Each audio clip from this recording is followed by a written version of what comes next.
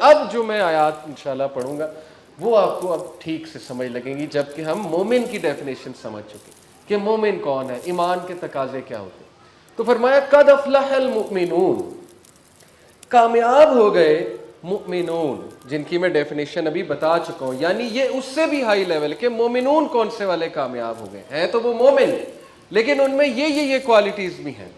الذین هم فی صلاتہم خاشعون، they who during their prayers humbly they who are during their prayer humbly submissive، یہ وہ ہیں جو اپنی نماز میں خشیت اپناتے ہیں۔ یہ ایک کوالٹی ہے ان کی کہ نماز تو پڑھتے ہیں، لیکن نماز پڑھنا یہ بالکل اس کی مثال ایسے ہے نا خشیت کی کہ کھانا کھانا وہ آپ کی باڈی کی نیڈ ہے۔ اب کھانا تو آپ کیپسولز کھا لیں، منرلز اس سے بھی مل جائیں گے، آپ کیلشیم کی گولیاں کھا لیں، کیلشیم وہاں سے پوری ہو جائے گی، سربیک زی کھا لیں تو وہاں سے زنک بھی مل گیا، سارے وائٹامنز بھی مل گئے، لیکن وہ لطف تو نہیں آیا۔ جو لطف جو ہے وہ ایک دودھ کا گلاس پینے سے آتا ہے، جو لطف جو ہے وہ کوئی پھل کھانے سے آتا ہے، ٹیسٹ تو نہ آیا۔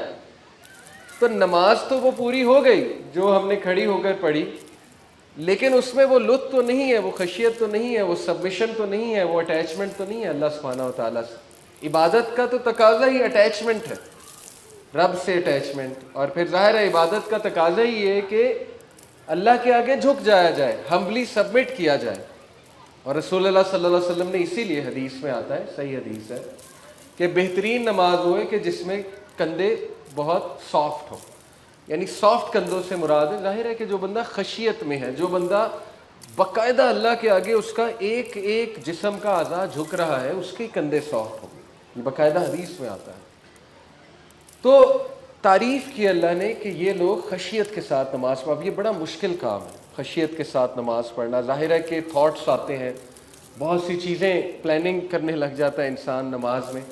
تو میں مکہ میں تراویح جب پڑھتا تھا، یہ میں آپ کو اپنی ایک پرسنل عادت بتا رہا ہوں کہ میں الحمدللہ تراویح سے پہلے جو پڑھا جا رہا ہوتا تھا نا اس کی ٹرانسلیشن پڑھتا تھا، کوشش یہ کرتا تھا کہ وہ جو پڑھا جا رہا ہے وہ مجھے سمجھ آئے، کیونکہ ظاہر ہے تراویح میں بہت لمبی تلاوت کی جاتی ہے، ہر ایک کو نہیں سمجھ آتی، تو یہ ایک کوشش ہے نا۔ دیکھیں میرے ایک ٹیچر کہا کرتے تھے کہ اگر آپ کو کوئی لیٹر لکھے، جو لیٹر آپ کی زبان میں نہیں ہے، آپ کو نہیں سمجھ آ رہا وہ لیٹر، لیکن وہ شخص جو لکھنے والا ہے وہ آپ کے لیے انتہائی چاہنے والا ہے اور انتہائی امپورٹنٹ ہے، انتہائی اسپیشل ہے، انتہائی آپ کا ڈیئر ون ہے، بہت ڈیئر ہے، تو what lengths will you go، کس حد تک جاؤ گے اس لیٹر کو سمجھنے میں؟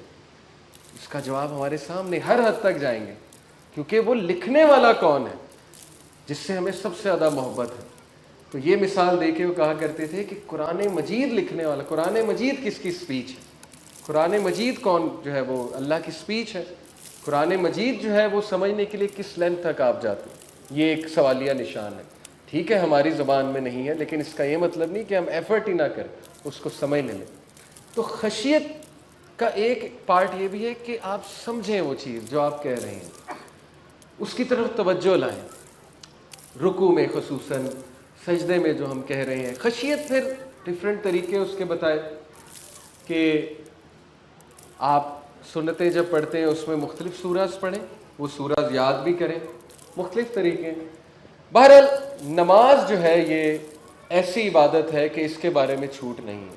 دیکھیں روزہ بیمار ہے چھوڑ دیں، بعد میں رکھ لیں، میک اپ کر لیں، زکوٰۃ نہیں دے سکتے نہ دیں، حج کی استطاعت نہیں ہے نہ کریں، لیکن نماز تو فالج کا بھی اٹیک ہوا ہے تو سوال ہی نہیں پیدا ہوتا کہ نماز بندہ چھوڑ دے۔ میں نے خود ایک فالج کے مریض کو، 90 سال ان کی عمر تھی، تیمارداری کے لیے ہم گئے، میرے دوست کے ریلیٹیو تھے، تیمارداری کے لیے گئے، فالج ہوا تھا، قریب انہوں نے ایک پتھر رکھا ہوا تھا، مجھے لگا کہ پتہ نہیں یہ تبرک کے لیے نہ رکھا ہو پتھر، تو خیر وہ پتہ لگا کہ اس سے تیمم کرتے تھے، پتھر سے وہ ان کے ہاتھ لگواتا تھا لڑکا، اور وہ نماز پڑھ رہے تھے، اشاروں سے نماز پڑھ رہے تھے۔ الحمدللہ اللہ کی توفیق ہے تو نماز نہیں چھوڑی جا سکتی۔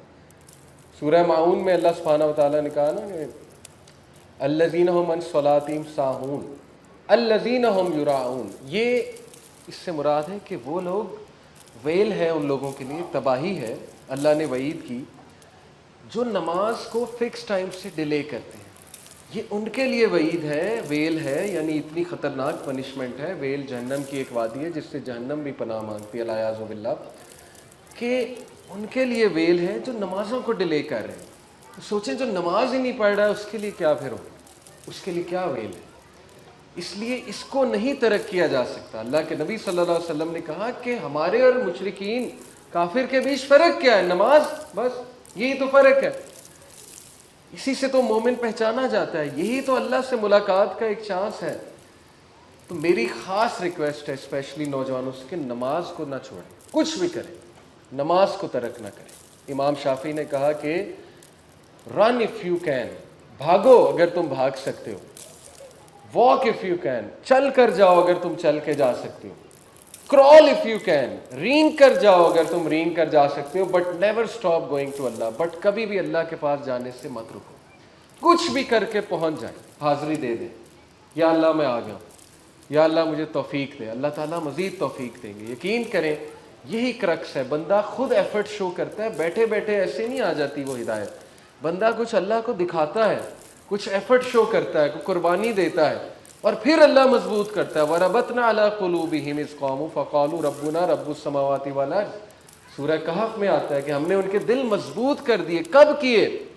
کہ جب وہ کھڑے ہوئے، انہوں نے اعلان کیا، کوئی سٹیپ لیا، کوئی سٹیپ تو لینا، سٹیپ لیں گے تو اللہ کی طرف سے استقامت آئے گی، ضرور آئے گی، اور پھر خشیت بھی آئے گی اللہ کی، یہ عطا ہے اللہ کی۔ الذین هم فی صلاتہم خاشعون، یہ سبمسو ہو کے، ہمبل ہو کے نماز ادا کرتے ہیں، خوبصورت نماز ہے۔